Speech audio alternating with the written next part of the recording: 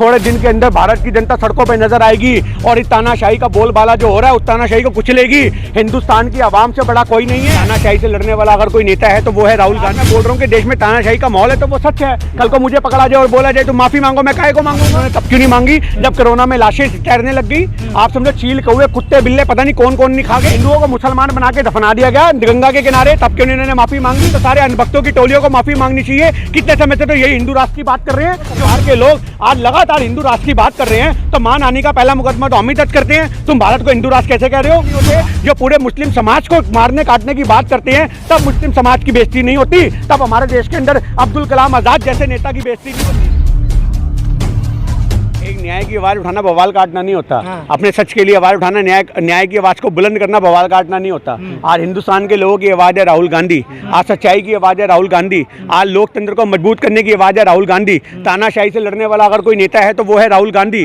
तो आज मोदी सरकार की आंख में आंख डाल के जो बात करने वाला कोई नेता है, पूरा विपक्ष जिसको मानता है वो है राहुल गांधी। तो आप ऐसे नेता के बारे में एक ऐसा सदस्यता का लेकर के आओगे, सदस्यता भंग करना, ये करना, ये अपने आप में तानाशाही नहीं तो क्या है? क्या गलत बोला? आज एक बात बताइए, उनकी माफी को लेकर के पूरा भाजपा कह रहा है, संसद कह रहा है, तो आज मैं छोटी, हम सवरकर थोड़ी ना भाई माफी मांग लेंगे, हमारा यही काम थोड़ी ना है। अगर माफी तब मांगी जाती है जब आदमी को अपने व्यक्तित्व के ऊपर ये लगे कि मैंने गलत बोला है। जो आदमी नाप तोल के बोल रहा है, जो आदमी सच्चाई की बात को रख रहा है, तो सच के लिए माफी कहेगी। सच तो सच होता है ना भाई। अगर आज मैं बोल रहा हूँ कि देश में तानाशाही का माहौल है तो वो सच है। कल को मुझे पकड़ा जाए और बोला जाए तो माफी मांगो, मैं काहे को मांगूंगा? हम तो तानाशाही नजर आ रही है। आज इन्होंने बात करी लंदन की, कि लंदन में राहुल जी ने लोकतंत्र के खिलाफ बोला। आप समझो कि वो भारत की बेइज्जती। अरे एक बात बताइए मेरे भाई, अगर हम मोदी सरकार की बात करेंगे, अगर हम सरकार की बात करेंगे, हम मोदी जी की बात करेंगे, अगर उनके बारे में हम सच्चाइयां खोलेंगे तो वो हिंदुस्तान की बेइज्जती कैसे हो गई?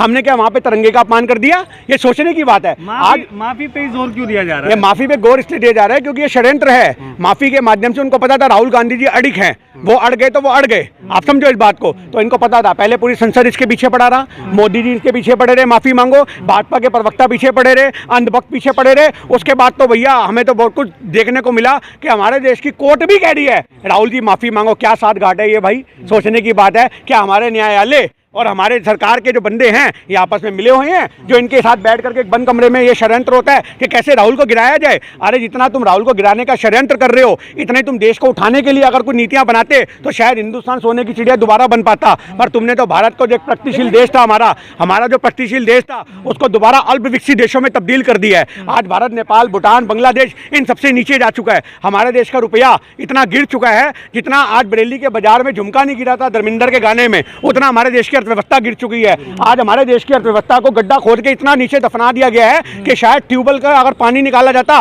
तो पानी निकल आता। उस लेवल तक हमारे देश की अर्थव्यवस्था डूब चुकी है। तो आज हमारे देश में अभी न्यूज़ 24 पे हमारा इंटरव्यू हुआ, वो ये सवाल कर रहे हैं न्यूज़ 24 के अंदर कि बताओ भारत सोने की चिड़िया दोबारा बन पाएगी? अरे सोने की चिड़िया, भारत कागज की चिड़िया बन के रह जाएगी। थोड़े दिन की और बात है। लोगों के भांडे बिक चुके, खाने को लोगों के रोटी नहीं है। तो ये सब हमारे देश के अंदर जो है वो चल रहा है। इसके बारे में हम कहते हैं कि तानाशाही है और विद्यमान है।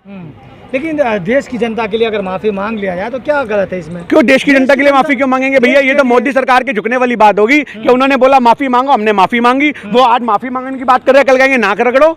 आप बात समझो, मोदी सरकार माफी मांगने की बात करती है। माफी इन्होंने तब क्यों नहीं मांगी जब कोरोना में लाशें तैरने लग गई। आप समझो चील कौवे कुत्ते बिल्ले पता नहीं कौन कौन नहीं खा गए। हिंदुओं को मुसलमान बना के दफना दिया गया गंगा के किनारे, तब क्यों इन्होंने माफी मांगी? उनका तो क्रियाक्रम नहीं हो चुका। ये हिंदूवाद की बात करते हैं। एक बात बताइए, अगर राहुल गांधी जी ने संविधान के खिलाफ कुछ बोला है तो ये बात करते हैं कि माफी मांगने की बात की जानी चाहिए। फिर तो पूरी भाजपा को, फिर तो सारे अनभक्तों की टोलियों को माफी मांगनी चाहिए। कितने समय से तो यही हिंदू राष्ट्र की बात कर रहे हैं जो कि हमारे संविधान के खिलाफ है। आप समझो, हमारा एक लोकतंत्र जगह कहता है कि भारत एक धर्मनिरपेक्ष राज्य है, न सभी धर्मों का सम्मान है। तो जो नेता, जो सरकार के लोग आज लगातार हिंदू राष्ट्र की बात कर रहे हैं, तो मान आने का पहला मुकदमा तो हम ही दर्ज करते हैं। तुम भारत को हिंदू राष्ट्र कैसे कह रहे हो? तुम भारत के बाकी लोगों की, क्या आज सिखों की तुम बेइज्जती कर रहे हो? आज तुम जैन धर्म की बेइज्जती कर रहे हो, तुम बौद्ध धर्म की बेइज्जती कर रहे हो, तुम मुसलमानों की बेइज्जती कर रहे हो, तुम ईसाइयों की बेइज्जती कर रहे हो, तुम हिंदू राष्ट्र कह के किसकी बेइज्जती नहीं कर रहे। तो हम सब धर्म के लोगों को भी इकट्ठा होकर मोदी सरकार के खिलाफ कोर्ट में मुकदमा करना चाहिए और पूरी भाजपा का इस्तीफा। हम डर नहीं रहे हैं। हमारा तो मुकदमा लिखा ही नहीं जाता मेरे भाई। हम तो कोर्ट कचहरी तो बहुत दूर की बात है, थानों से भगा दिया जाता है। हमारे ऊपर तो लाठीचार्ज होता है अगर हम सच की आवाज को बुलंद करते हैं। तो ये सोचने की बात है। अरे अनुराग ठाकुर कहते हैं मुसलमानों को काट दो, राम का नाम लो, अल्लाह का नाम लो और सारे मुसलमानों को काटो, इनको गोली मारो। इनके सांसद इतनी बड़ी बड़ी बातें करते हैं, आज उनके ऊपर मुकदमे क्यों नहीं होते? जो पूरे मुस्लिम समाज को मारने काटने की बात करते हैं, तब मुस्लिम समाज की बेइज्जती नहीं होती? तब हमारे देश के अंदर अब्दुल कलाम आजाद जैसे नेता की बेइज्जती नहीं होती? क्या वो मुसलमान नहीं थे? क्या हमारे देश के अंदर मौलाना आजाद जैसे नेताओं की बेइज्जती नहीं होती? जब ये मुसलमानों को काटने मारने की बात करते हैं, जब उनसे कब्रों से निकाल करके योगी जी के मंत्री बोलते हैं कि महिलाओं को कब्रों से निकालो, यूपी के अंदर बयान देते चुनावी दौर में कि मुस्लिम महिलाओं को कब्रों से निकालो, उनका बलात्कार करो, सोच के अपने आप में शर्मसार हो जाए कि मुर्दों से बलात्कार करने की बात करते हो। तुम तो अघोरियों से भी गए गुजरे होगे। अघोरी भी मरने के बाद जलने के बाद खाते हैं, तुम तो जिंदा आदमी को मारने के बाद उनके मुर्दों को निकाल के बलात्कार करने की बात करते हो। सोचने की बात है। 72 मुकदमे लेकर के योगी जी संसद में बैठ सकते हैं, पर राहुल जी अगर सच की आवाज उठा दें तो वो नहीं बैठ सकते। ये सोचने की बात है, क्योंकि इनको पता था एक अकेला राहुल गांधी इनके ऊपर भारी है। आज यही वजह है कि राहुल गांधी को रास्ते से कैसे हटाया जाए। स्मृति ईरानी बहुत कुछ है, दोबारा जीतने की उम्मीद है उन्हें। अरे स्मृति ईरानी को तो एक लॉलीपॉप दिया गया, खुश किया गया स्मृति ईरानी को। और आज मैं आपको बता दूं, अमेठी की जनता आज नोटा पे बटन दबाना वाजिब समझेगी, स्मृति ईरानी के पक्ष में नहीं दबाएगी। ये भूल जाएं, ये सोचे कि राहुल जी को सजा सुना देंगे, उसके बाद 6 साल के लिए उनको चुनाव लड़ने से रोक लगा देंगे। ये सपना है मोदी सरकार का। थोड़े दिन के अंदर भारत की जनता सड़कों पर नजर आएगी और इस तानाशाही का बोलबाला जो हो रहा है उस तानाशाही को कुचलेगी।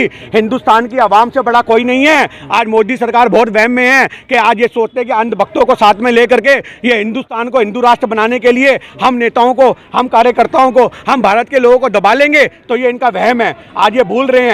आज मोदी सरकार ये सोचती है कि इनका नेता जो भी करेगा वो सब कुछ सही और जो कांग्रेस का नेता करेगा वो गलत। आज यही सही और गलत के बीच के फैसले को समझने के लिए आपको समझना पड़ेगा कि मोदी सरकार का जो भी नेता कोई अपराध भी करता है तो उस अपराध से उसको बरी कर दिया जाता है। कोर्ट में रातों रात कोर्ट खुल जाते हैं, संडे के दिन भी कोर्ट खुलते हैं। आज टैनी जिसने किसानों को कुचल दिया, आज उसके ऊपर मुकदमा नहीं हुआ। हम लोगों को जाना पड़ा, हाथरस में बहन का बलात्कार करके उसको आधी रात को जला दिया गया, हम लोगों को वहां पे जाना पड़ा। तो यही सोचने की बात है कि हमारे देश में लोकतंत्र खतरे में है और वो बिल्कुल खतरे में है। उसको मजबूत करने के लिए भारत की जनता से हमारा निवेदन है, हाथ जोड़ के राहुल गांधी जी के पक्ष में खड़े हो, क्योंकि राहुल गांधी जी के पक्ष में खड़ा होना ही आज लोकतंत्र की सच्ची एक दुहाई देना है। यही हम सब लोगों से आग्रह करते हैं।